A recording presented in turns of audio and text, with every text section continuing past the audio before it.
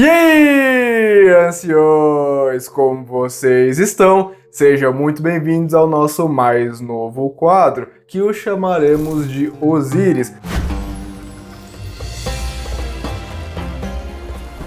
Basicamente, quando a gente for postar algum vídeo relacionado ao Osíris, a gente vai estar falando sobre algum personagem especificadamente. A gente vai estar trazendo a história, a filosofia e o impacto que o personagem traz não só na obra, mas em quem está o assistindo. E hoje com vocês lhes apresento o Osíris Otaku, que é basicamente o Osíris, só que voltado para o mundo otaku.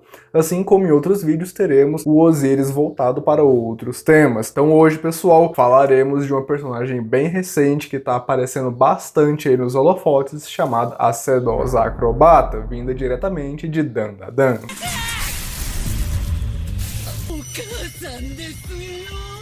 Durante os últimos episódios de Dandadan, conseguimos ver uma batalha muito interessante entre a Sedosa Acrobata, Momo Ayase e Ken Katakuri.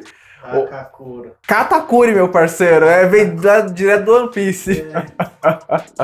Então, em determinado momento da luta, ela consegue ser derrotada e com a derrota ela tem um esclarecimento das suas ações, onde que ela percebe que a Aira, que é aquela personagem que ela estava querendo que reconhecesse ela como mãe, estava à beira da morte pelas próprias ações dela. E, vendo isso, ela decide se sacrificar, dando a sua aura para a Aira, para ressuscitá-la por causa que ela estava perto de EDF. Então eles usaram o poder da Momo Ayase como se fosse um cabo ligando a aura das duas, e assim a Sedosa Acrobata passou sua aura através da Momo para a Aira para enfim ressuscitá-la. E durante essa passagem a gente conseguiu ter um flashback do passado, do como que a Sedosa Acrobata se tornou a yokai que a gente viu nesses episódios. E um detalhe muito interessante dessa cena é que ela estava tão determinada, apesar dela ter causado a fatalidade da Aira, ela estava tão determinada em trazê-la de volta que ela, inicialmente, nem o Ocaron e nem a Momo estavam confiando nela. Ela vai e arrebenta, ela dilacera a própria mandíbula, demonstrando que ela não só não queria, mas não teria capacidade de devorar a Aira de novo, foi isso que causou o falecimento dela. Se eles continuassem não confiando nela, ela se dispôs a sofrer o golpe fatal da Momo com a barra de ferro esmagando sua cabeça, demonstrando que ela estava realmente determinada a salvar a pessoa que ela estava dizendo como filha, que era a Aira. Até que chegou o ponto da própria vovó Turbo, que estava no corpinho de um gatinho, falar que ela realmente estava dizendo a verdade, que ela realmente, essa questão da aura era verdade. Se a Aira não recebesse uma aura, ela faleceria. E a partir desses fatos, da própria Sedosa Acrobata se oferecendo tanto assim, da vovó Turbo, tá falando que ela disse é verdade, e que nenhum tipo de ressuscitação, além desse, seria efetivo na Aira, a Momo e o Ken concordaram em permitir essa transfusão de auras através da Momo, mas que eles iam ficar de olho de qualquer coisa que a Sedosa Acrobata fizesse de estranho. O Ken arrebentaria ela de verdade, dessa vez de uma vez por todas. Em seu passado, a Sedosa Acrobata era uma mãe que tinha uma filha, uma mãe comum, uma mulher comum, que trabalhava, que amava muito aquela criança, que criava sozinha sua filha, que não era a Aira, onde que as duas se amavam muito, elas viviam muito bem, elas viviam uma vida realmente feliz, ou pelo menos era isso que a filha da Sedosa Acrobata via e achava. Para sustentar a filha dela, ela tinha que trabalhar em múltiplos empregos, inclusive durante a noite ela se via em uma situação muito delicada, onde que ela vendia o próprio corpo para conseguir dinheiro. Mas na visão dela, tudo isso valia a pena. Afinal, isso era para manter a filha dela feliz, para que nada faltasse em casa. E, inclusive, ela conseguiu, apesar de ter custado grande parte das suas economias, ter comprado um vestido muito lindo para sua pequena filha. Fora de casa, seu mundo era um lugar escuro, sem luz, sem vida, sem brilho algum. Um lugar carregado de sentimentos negativos e, principalmente, uma grande vergonha. Porém, quando ela chegava em casa, seu mundo se transformava. Afinal, ela via a sua filha, aquele serzinho tão pequeno, tão inocente, tão puro, transformava o mundo dessa mãe em um mundo carregado de sentimentos positivos, amor, paz, uma pureza muito grande, proveniente daquela filha dela. Essa filha era uma fonte de ternura para essa mãe. E apesar dela trabalhar tantas noites com algo que ela nitidamente não se orgulhava, quando ela acordava, muitas das vezes ela era acordada pela filha dela. E esses momentos não eram momentos ruins, eram momentos bons, por causa que ela acordava vendo aquilo que ela mais amava em sua vida. Então isso já era algo, o dia dela já começava no melhor momento. Afinal, o melhor momento era quando ela estava com a filha dela.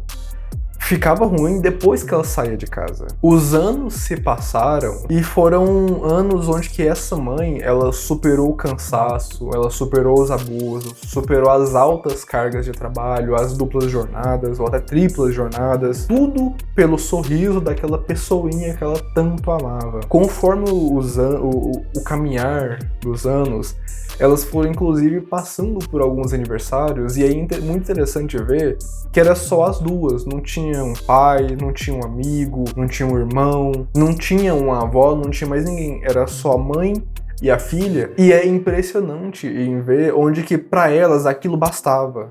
Já estava bom, já era mais que o suficiente, porque elas estavam felizes com aquilo ali. Elas tinham um bolo simples e uma festa simples e uma comemoração simples, onde que a gente só viu sendo comemorado os aniversários da filha, inclusive, que já demonstra o sacrifício que aquela mãe estava fazendo por ela. O sacrifício esse que a filha dava muito valor, até que depois que ela ganhou o vestido, ela só usava o vestido que a mãe deu para ela. Foi isso que, mesmo com a passagem do tempo, ela sempre estava com aquele vestido. Obviamente que ela usava outras roupinhas, mas demonstrava que ela gostava muito, ela preferia aquele vestido.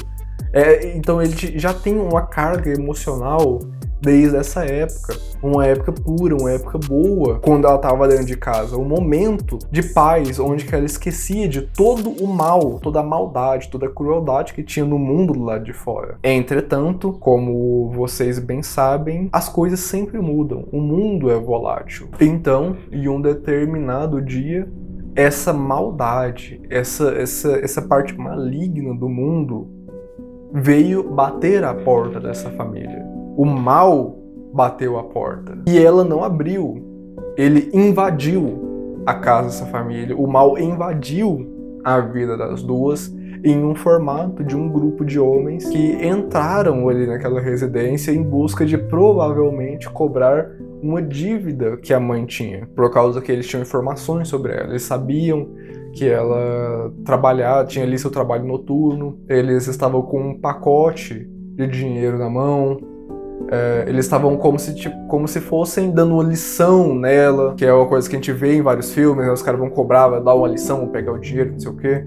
Então, eles provavelmente estavam ali por conta do dinheiro, apesar dela trabalhar tanto e de tentar dar o melhor. Ela provavelmente era uma pessoa que tinha algumas dívidas, ou talvez muitas dívidas, e durante aquele momento eles acabaram agredindo muito ela na frente da filha dela, eles a subjugaram injustamente.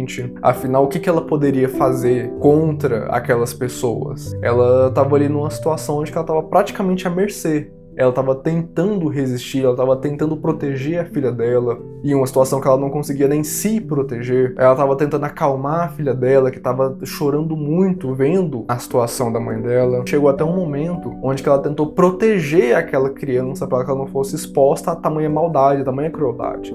Que a mãe, às vezes, estava até acostumada a viver nesse mundo. Mas a filha era a primeira vez que ela estava tendo contato com aquilo, e na tentativa de proteger a filha, ela acabou se machucando muito mais. Ela foi jogada em um vidro onde que ele dilacerou uma parte do seu corpo, causou um grande sangramento nos braços dela.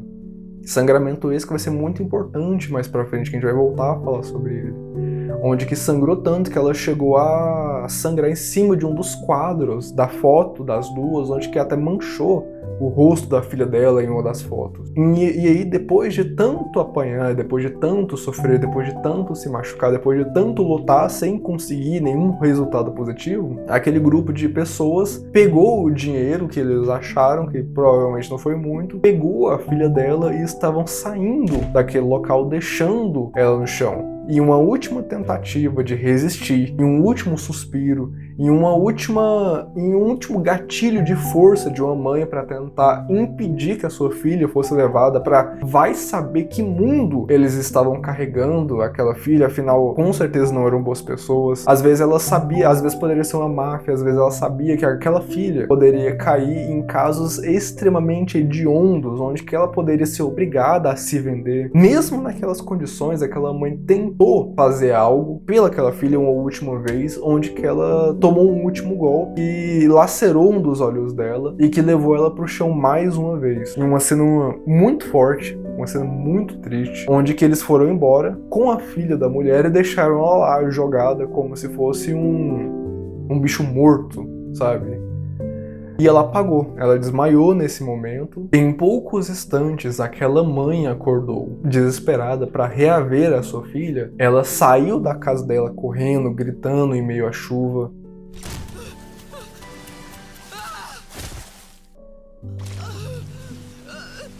Ignorando completamente os ferimentos, ignorando completamente a dor, ignorando completamente o medo que ela estava sentindo. Ela correu em desespero, em busca da sua filha, em busca daquilo que representava o seu mundo, aquilo que era a coisa mais importante que ela tinha ou já teve em toda a sua vida, aquilo que valia mais que a própria existência dela. Então, ela conseguiu ver de longe o carro onde a filha dela estava sendo ligado e indo embora. Quando ela viu esse carro, ela conseguiu ignorar até mesmo a perda de sangue que ela estava tendo, ignorou a fraqueza que a falta desse sangue fazia no seu corpo, ignorou até mesmo a dura realidade de que ela nunca venceria aqueles homens. Ela correu, ela tentou ir atrás daquele carro, entretanto, ela não conseguiu ignorar a dura realidade dos fatos de que ela não era capaz de salvar aquilo que mais importava para ela. Nesse momento,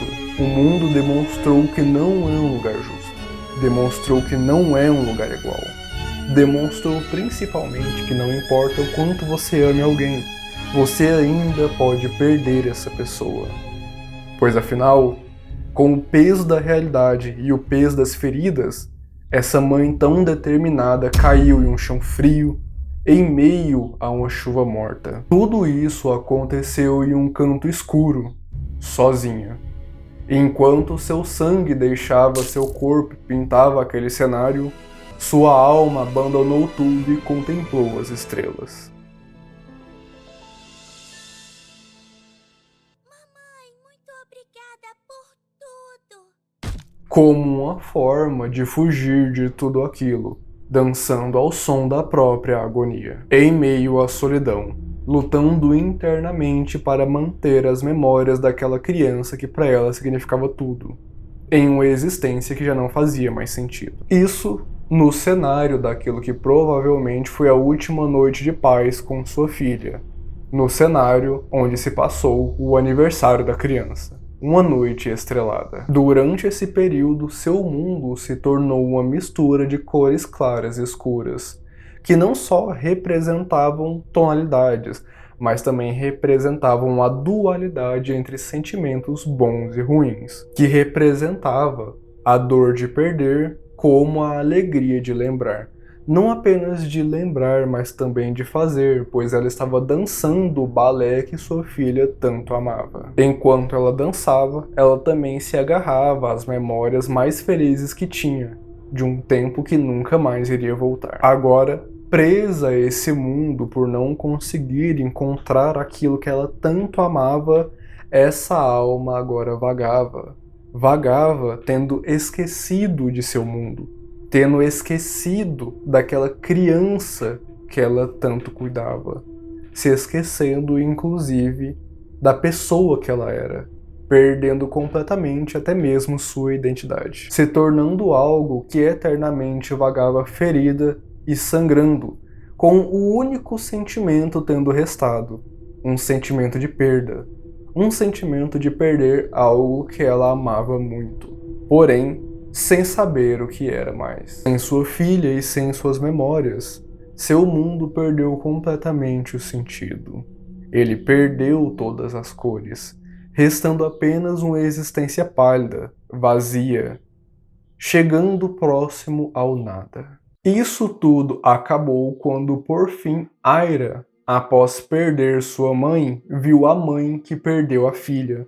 Não só a viu, como a tocou e a chamou de mamãe. Porém, nesse momento, a dor já tinha quebrado completamente sua alma.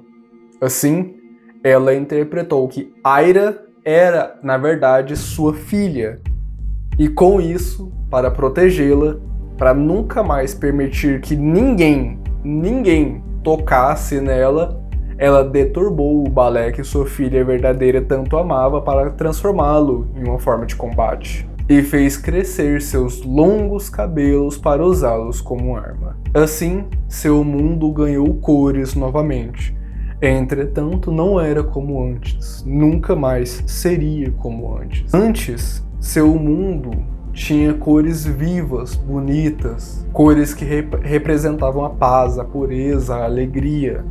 Agora, as cores de seu mundo refletem o interior da sua alma, refletem a tristeza da perda, refletem o sofrimento dela. Essas cores representam o amor perdido que ela teve, representam a tristeza enraizada no fundo de sua alma. Representam também a satisfação que ela teve em encontrar um mundo novo, justamente na Aira, que também representa a ingenuidade do desespero dela de ver em outra pessoa a solução dos seus problemas, de ver em outra criança a sua própria filha. Essas cores, esse mundo novo, representa a transformação de uma grande mãe em uma yokai, que por 10 anos perseguiu e observou Aira, esperando atentamente e desesperadamente que ela conseguisse enxergar novamente para que ela consiga interagir com, entre aspas, sua filha. E durante a luta contra nossos protagonistas, ela demonstra muito bem essa gama de sentimentos negativos que ela está sentindo misturado com falsos sentimentos positivos. Porque ela se demonstra muito desesperada ao decorrer da batalha em finalmente ser chamada ou reconhecida como mãe pela Aira, ao ponto que ela chega até a pedir para a Yassi chamar ela de mãe.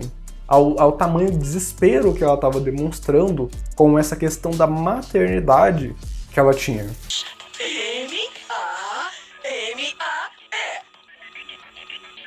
Merda, fala de uma vez, garota! Me chama de mamãe! Inclusive, durante o próprio combate, ela demonstrou os outros sentimentos que ela tem guardado ali dentro dela. Ela demonstrou a satisfação em conseguir finalmente interagir com a Aira.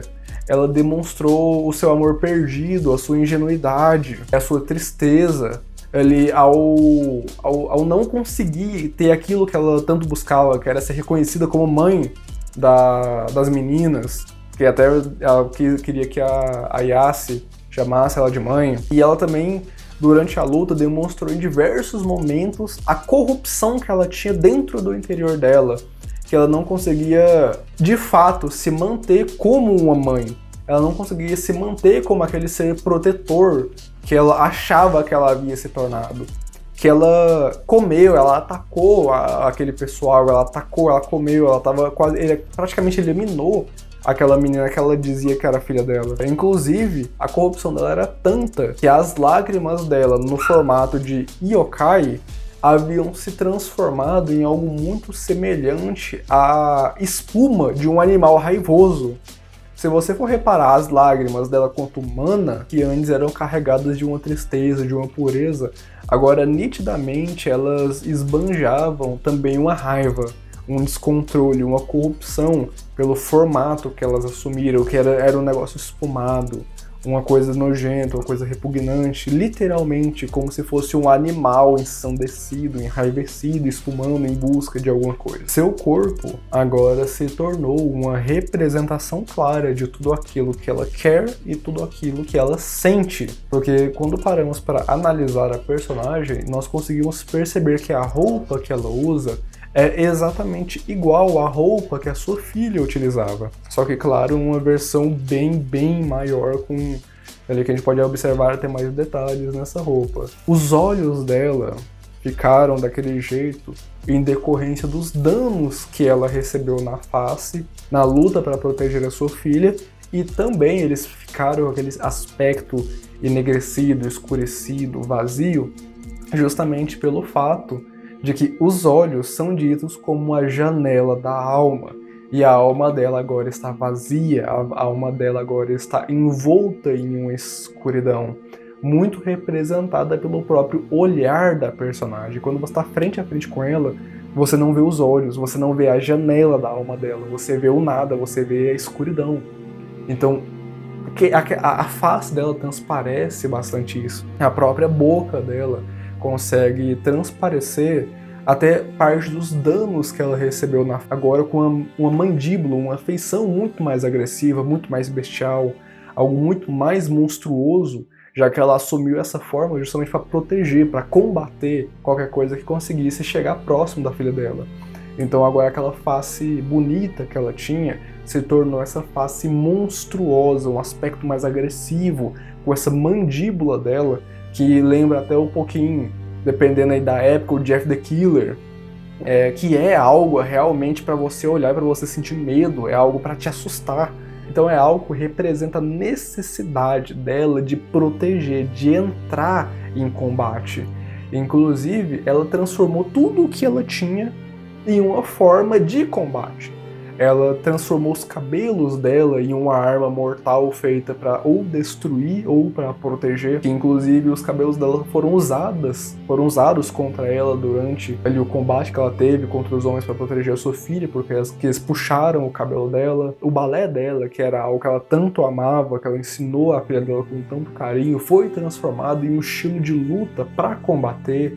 Como ela mesma disse, minhas acrobacias geram ventanias poderosas que são capazes de sugar e arremessar tudo pelos ares. É isso que ela havia se tornado agora. Uma criatura de proteção e destruição que mimetiza a capacidade maternal de uma mulher. No fundo ela queria ser mãe, mas externamente ela quer o combate, ela tá pronta para lutar. Inclusive, ela não pensa duas vezes antes de usar a violência contra a Aira, que é a dita filha dela, entre aspas. Então ela virou um ser de luta, ela virou um ser de combate, ela virou literalmente um yokai, um espírito maligno, uma criatura demoníaca ali que corrompeu, ela deturpou o ideal inicial dela de proteger e de amar a própria filha, sendo capaz de, inclusive, eliminar a, entre aspas, filha dela ali em um momento de insanidade. Outra coisa que a gente pode perceber na aparência da personagem é que ela, mesmo nesse formato de yokai, ela continua tendo os vidros dilacerando o braço dela, ela continua com o vidro ali fincado nos membros superiores dela, assim como ela tinha nos últimos momentos de vida dela, e assim como ela tinha quando ela era uma alma antes de virar um yokai. Agora, voltando para o final da batalha dela contra nossos protagonistas, quando ela dá toda a aura dela para Aira, que é, entre aspas, filha dela, ela reconhece que se tornou um ser corrompido, ela reconhece que foi deturbada pela própria dor, ela reconhece a maldade que ela fez e pede perdão. Pede perdão enquanto o seu corpo começa a se desfazer. Como ela tinha doado a aura dela, ela não tinha mais como se sustentar naquele mundo. Então o corpo dela começou a se desintegrar, enquanto ela se lamentava e esperava o nada. Porque como ela não tinha feito a passagem para o pós-vida, ela ia desaparecer, ela ia entrar no vazio e todos iriam esquecer que ela existiu, de acordo com as palavras da Vovó Turbo.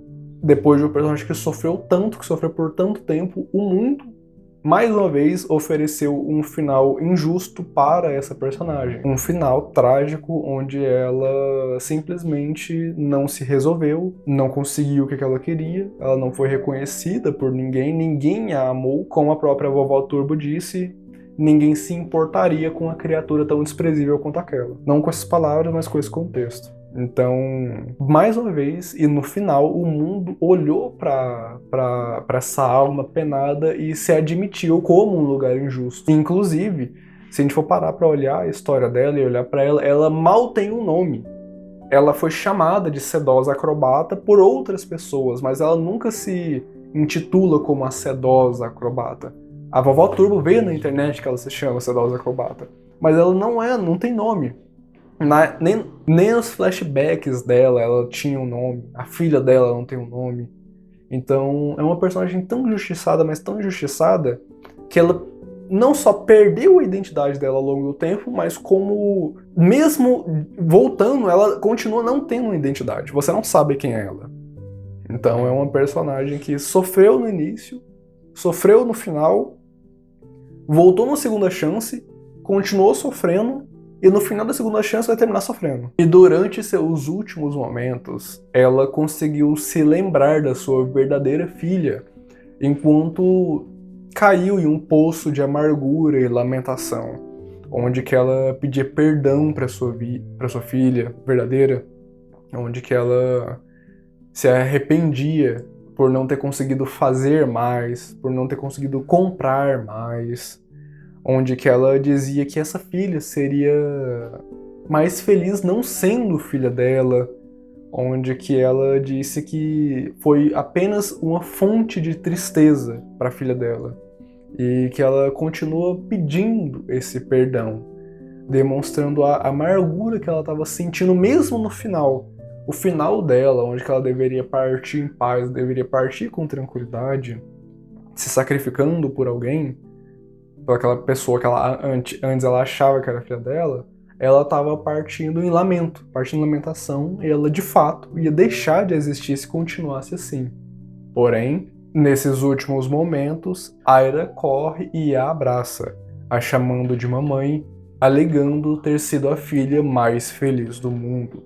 Porém, a Yokai não viu Aira, ela viu a sua verdadeira filha, derramando nessa cena lágrimas verdadeiramente puras. Enquanto ela desaparecia, ela conseguiu finalmente ver a sua filha, ela conseguiu reencontrar a sua filha ali em uma cena onde que elas retornaram ali para o dia do aniversário da filha dela, onde elas estavam observando o céu noturno, e provavelmente nessa cena elas conseguiram fazer a passagem para o outro lado. Ela não foi para o nada, ela não foi para a inexistência. Com a ajuda de Aira, ela finalmente conseguiu liberar, ela conseguiu passar, ela conseguiu ascender ao próximo plano, assim, fugindo da inexistência. E enquanto seu corpo terminava de se desintegrar, Aira fez uma oração para ela, pedindo para seja lá quem estiver ouvindo, para que tanto mãe como filha nunca mais fossem machucadas e possam rumar a um mundo gentil. Com isso, a personagem ela consegue transmitir a paz que ela sentiu no final dela, a paz que ela conseguiu compartilhar na passagem dela, a gente consegue sentir esse momento junto com ela. E essa personagem consegue ensinar pra gente uma gama de coisas. Ela consegue nos ensinar que a gente tem que dar valor àquelas pessoas que a gente ama, que a gente tem que dar valor ao sacrifício daqueles que amam a gente. Ela nos ensina que devemos lutar por aquilo ou por aqueles que amamos. Também nos ensina que nós não devemos guardar sofrimento, nós não devemos guardar ressentimentos, guardar sentimentos negativos, nós não devemos nos culpar, nós não precisamos nos retalhar em prol de algo, a gente não precisa guardar sofrimento, a gente não precisa acumular a nossa dor de forma alguma. Ela também nos ensina que a gente tem que amar, a gente tem que ser amado, a gente tem que permitir o amor na nossa vida, seja a gente receber ou a gente proporcionar O amor que é o cerne da personagem é justamente esse amor e o proveito que ela tem com as pessoas que ela ama, mesmo em uma situação terrível, é algo que a gente tem que ter para nossa vida. A gente tem que aproveitar as pessoas que nós amamos, afinal, a gente não sabe quando vai ser o último momento que a gente vai ter com elas. Você jogou pela última vez com seus amigos e nem se deu conta que era a última vez. Você jantou pela última vez com algum familiar e nem se deu conta que era a última vez. E você não aproveitou o tanto que poderia ter aproveitado. Então essa personagem veio justamente a falar isso pra gente. Aproveite cada segundo com quem você ama, lute por essas pessoas, compartilhe sentimentos com essas pessoas e não guarde mágoa nenhuma na sua vida. Perdoe. Você não precisa conviver com quem você não gosta, mas não carregue a mágoa dessa pessoa dentro do seu coração. Libere, perdoe e seja perdoado. E se a pessoa não te perdoar, isso é o mal dela, não o seu. Compreendeu, ancião? Saiba sempre, ancião, que você não está sozinho nesse mundo. Então não materialize a solução dos seus problemas em cima de ninguém. Entretanto, saiba sempre, ancião, que você não está sozinho. Sempre haverão pessoas ao seu redor, pessoas que te amam, pessoas que lutam pelo seu sorriso. Então, dito isso, independente de qual seja o seu problema, independente do quão ruim seja a situação que a sua vida está no momento, saiba sempre que existe uma solução. Independentemente se você terá que chegar ao fundo do abismo para, enfim, enxergar a luz.